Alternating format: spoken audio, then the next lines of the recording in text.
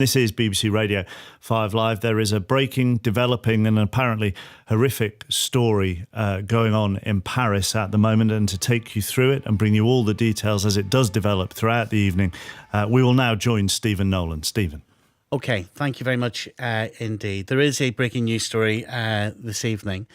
Here's what we know so far. Our show starts at 10 and you've booked your guests, you've got all your items fixed, and at that point there's a lot of frantic script writing and waiting really for last minute confirmations and hoping, I guess secretly, that nothing really big happens to dismantle your programme. Well, I was in the newsroom and it was about 9:20 and I was doing my regular thing, just making sure that we were going to be ready to go on air after the football. Before the game had ended, we got the first news flash from an agency news wire. In this particular instance, the story broke when Agence France-Presse put a wire out that basically said, attack in Paris restaurant, several dead, gunman at large, something along those lines. But within about 30 seconds, there was another flash. And it was a flash from Agence France-Presse again, and it said, explosions at Stade de France.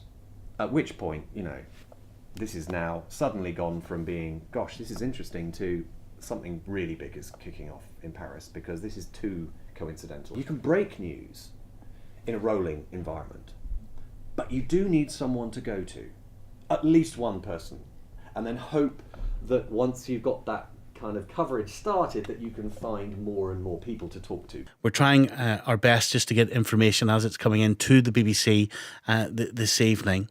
Let's speak to Anne-Elisabeth Moutet, who's from the Daily Telegraph. Anne-Elisabeth, what do you know at this stage? What I know at this stage is that there have been two shootouts that look as if they were coordinated. They were certainly simultaneous. And at that point, I allocated two producers to do nothing else but sweep up everybody on social media who was tweeting about it, who looked like they were around the scene at the time. And you do that by obviously messaging them on Twitter. Please can you follow me so I can DM you a request? It's the BBC.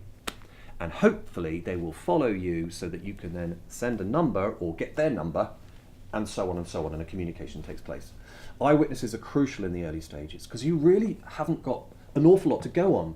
If you get experts in too soon, then it becomes very speculative, because we really don't know who's responsible, what's going on, and at that stage it is mostly just about what the police are telling us and what eyewitnesses are telling us. What does it look like? Tell us what you can see.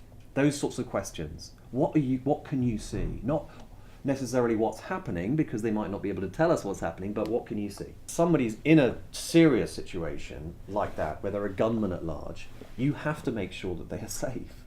Don't talk to them until you've established that they're in a place where they are secure.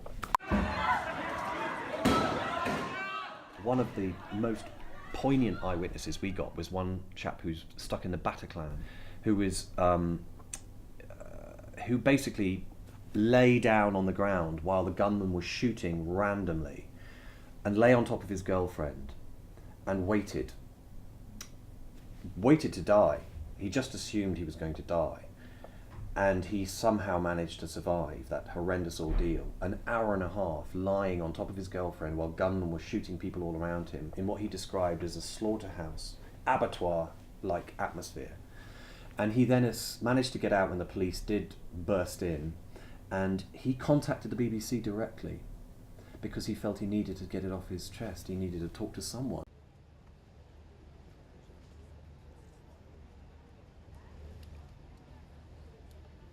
It's like getting onto a very fast-moving escalator, and it gets faster and faster, and once you step on it, it speeds to about 30 miles an hour, and there's absolutely no way you can get off it.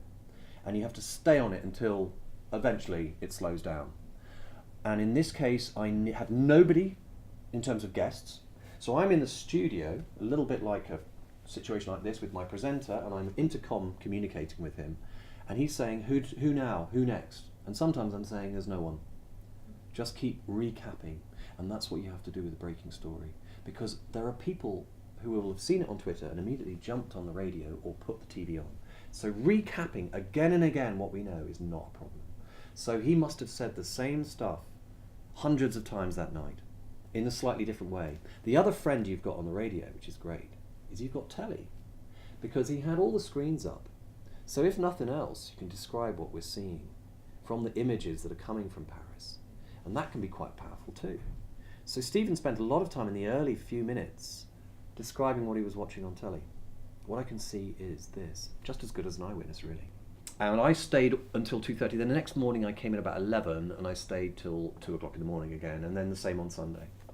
I think I was responsible for 17 or 18 hours of coverage myself personally, and then there were other people editing other programs. But 18 hours of Paris. Tiring. The important thing is that you don't endanger people's lives, that you don't speculate, and that you get the tone right. The tone needs to be calm. Breaking news is not, this is just the biggest and worst thing that's ever happened, this is a huge terror attack and they might get us next, because that spreads panic and you lose a certain sense of authority, and you need to be trusted as a news organisation. And I think people trust people who are calm and normal, and we kept calm. Stephen was very calm all night, and part of that was down to the fact that I don't shout and scream very much at work, and the team outside weren't running around like headless chickens. So we tried to keep it kind of, let's just keep our heads, be really clear thinking, no need to get overexcited, let's just do the best we can.